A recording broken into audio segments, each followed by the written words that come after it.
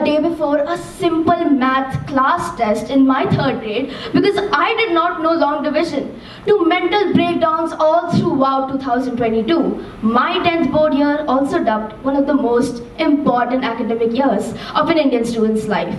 I think it's safe to say that mathematics had never been my cup of tea. Now, the dynamic between me and maths is not something to be taken lightly, because I can assure you it is not to get the answer. And that holds true for life itself. There's always a way to do it. Because there's no such thing, frankly, as a problem. Roadblocks are just pathways in disguise. Because what comes in the way always becomes the way.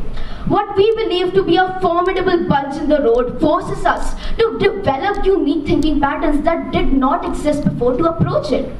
You learn something. Next slide. Alright, so there we can see a jar here. So take this jar, and as you can see, there's a small insect with wings inside it. Now this insect could fly up to 20,000 feet up high normally, but since throughout its life, it's been trapped inside this jar with a lid on top that barred it from even trying to fly further. Therefore, it can unfortunately now only fly up and down the length of this jar. This jar is nothing but your negative perceptions about yourself.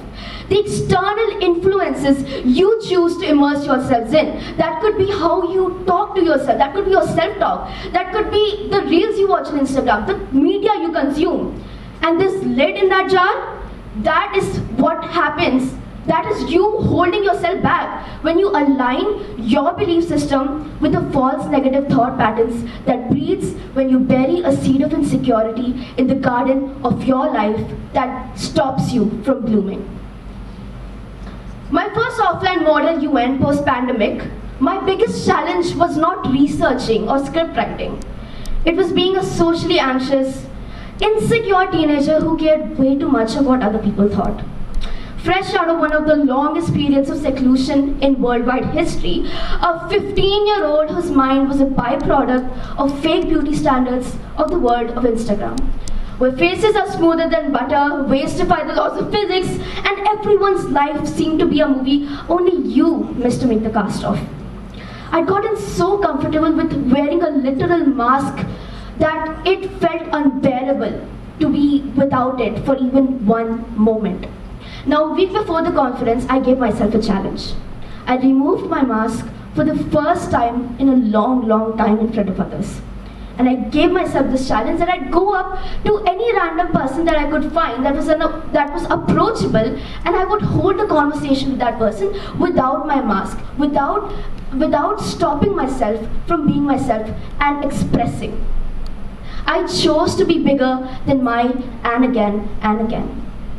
This is how I prepared for one of the best 3 days of my life.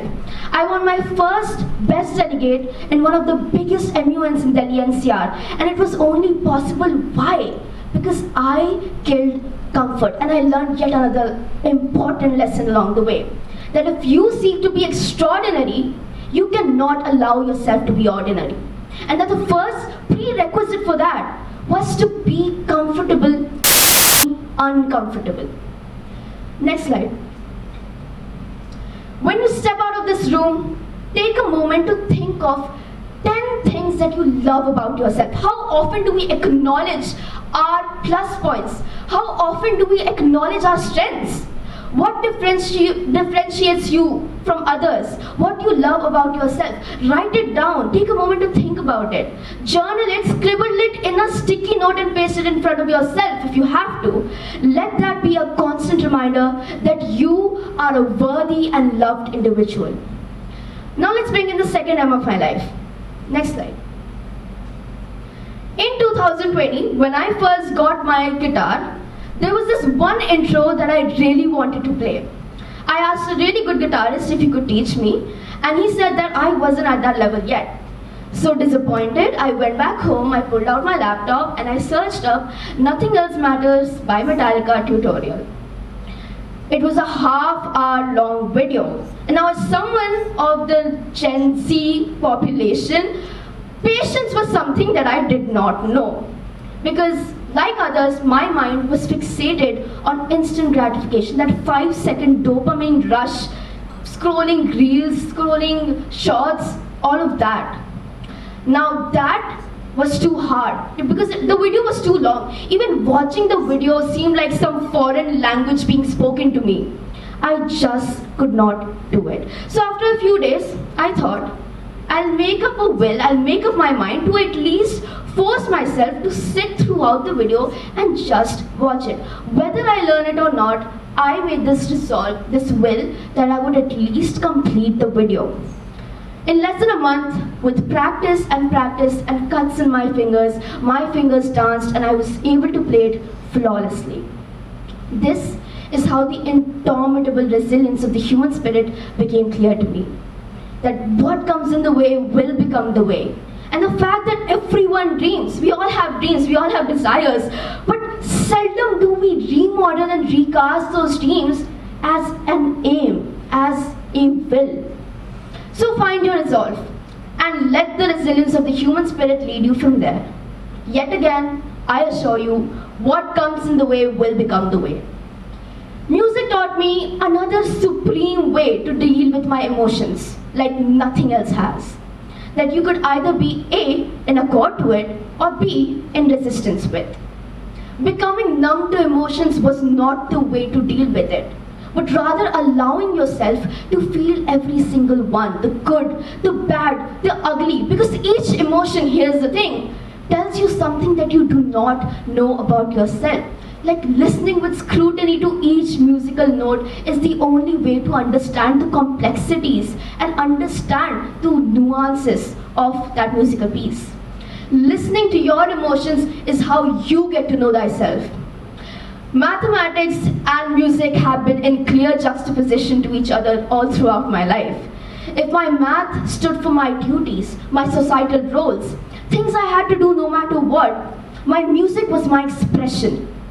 That one thing that disconnected me from becoming a social hive and gave me individuality. Harnessing my creativity was the spark that led me to explore, and that has made all the difference. Think of it like this. Math is something that is assigned to you, and music is something you choose to become. A person with only math in their lives will never live, and a person with only music in their lives will never know reality. And that is where balance comes into picture. So I urge you all, pick up that one desire that you've always dreamt of when you were a kid. It could be, oh, I want to learn Kathak, or I want to learn how to code, or I want to learn how to play the violin. Go home after these 3 days, pick that desire up again from the locked dungeons of your head, and let it resurface. And this time, turn that desire into will. Embark on a creative journey. Embrace your creative spirit. Let your will be the architect of your destiny and not inaction. This was the story of how I learned to harmonize my life's equation, deeply embedded in my belief system that what comes in the way becomes the way. Using mathematics and music somewhere in the convergence of the two M's in my life, I created my own orchestra that composed symphonies with resilience, will, and wisdom that were uniquely mine. So I urge you all, next slide. So I urge you all, go out there and find your own math and music. Explore, adapt, and live a balanced life.